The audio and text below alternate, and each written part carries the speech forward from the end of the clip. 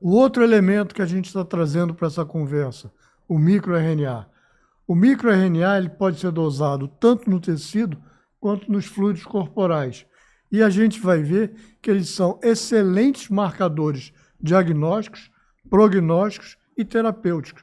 Eles dizem se a doença vai surgir, assim como eles dizem o prognóstico que o indivíduo vai ter e a que medicação ele vai responder. E o que são esses microRNAs?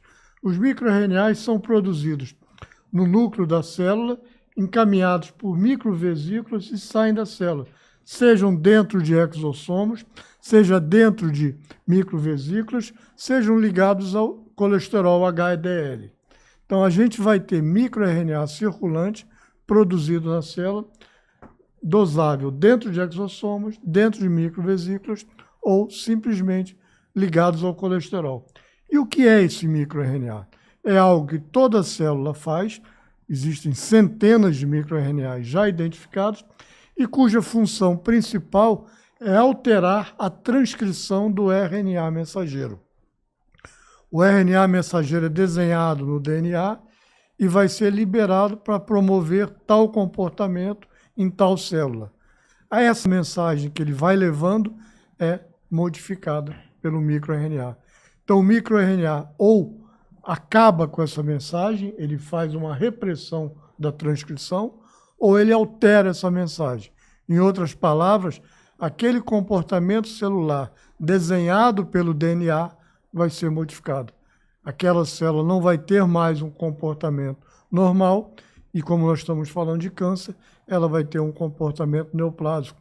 Se eu estivesse falando de diabetes, ele vai ter um desenvolvimento para diabetes e assim por diante. Em relação, professor Lisberto, a câncer de outras origens, vamos considerar o câncer de tireoide, o câncer ósseo, o câncer de outros órgãos, já estão também a caminho ou já estão definidos muitos microRNAs que pudessem denunciar um câncer no cérebro, por exemplo? Já.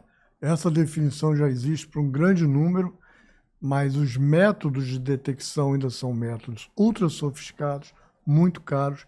Então, a gente só vê essas coisas sendo feitas, principalmente em institutos de pesquisa, em serviços desenhados e equipados para poder fazer esse tipo de detecção. Mas isso está sendo pouco a pouco.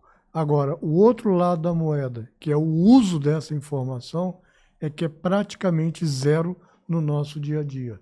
E é disso que nós estamos conversando.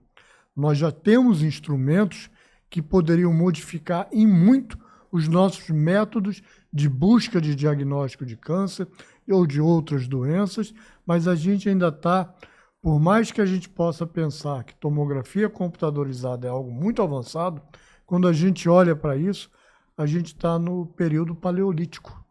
A gente ainda está muito atrás.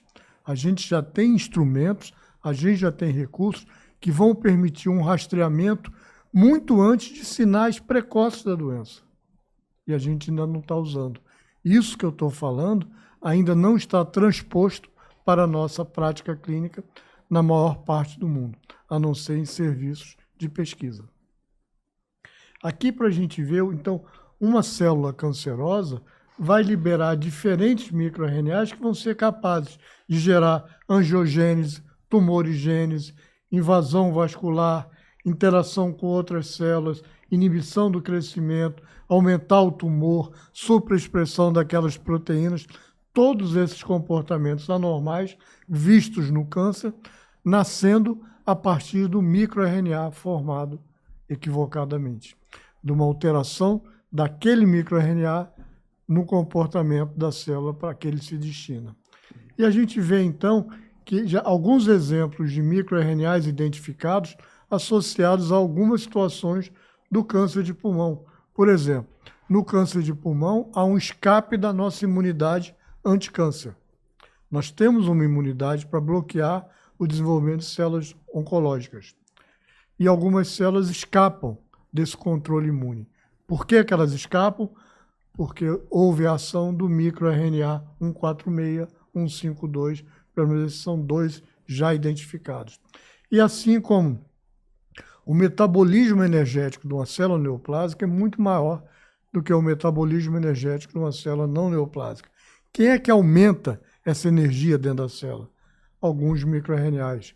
O que é que faz com que algumas células neoplásicas invadam outras células ou promovam metástases? Alguns microRNAs, como esses aí apresentados. A angiogênese, a imortalidade replicativa. Por definição, isso é o câncer. É uma célula que não morre, fica se multiplicando, multiplicando, multiplicando. Essa imortalidade replicativa é definida por alguns microRNAs já identificados.